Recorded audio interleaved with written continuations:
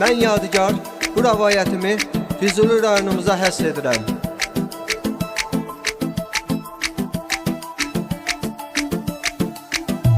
İgidlərin yurdu Azərbaycanım, adına layiq olan gözəl ünvanım.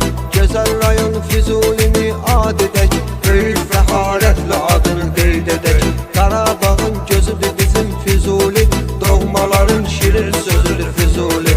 Halal süfrəsiyle, halal dadıyla Füzulilər fəxr edirdi adıyla. Füzulidir mənim doğma torpağım, bu torpaqda dalğalanır bayrağım. Göynən ürəyimizdir gözəl Füzuli, arxamızdır, köməyimizdir Füzuli. Ana bilirəm vətənim Azərbaycanı, biz sevirik Füzuli tək ünvanı. Gözəlliyi insanı gətirir hala, bu milləti qorusun Allah tala. Bu torpağa canım da qurban olsun, qonaq gəlib hamı bura mehman olsun. Bu torpağa qonaq qoysa ayağını, Füzulimiz qarşılayar qonağını. Füzulinin çoxdur qəhrəmanları, vətənsevərdir igid oğlanları. Bu ünvanın vardı igid qazisi, tariximizdir şəhid qazisi.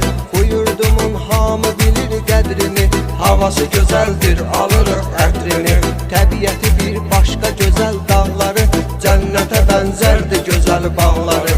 Şair belə təbini tutub nəhayət, sizə yazıbdı bu gözəl bir rəvayət. Bu sətrimdə Füzulidən danışıram, millətimə qaynayıram, qarışıram. Bu sətrimdə Füzulidən danışıram, millətimə qaynayıram.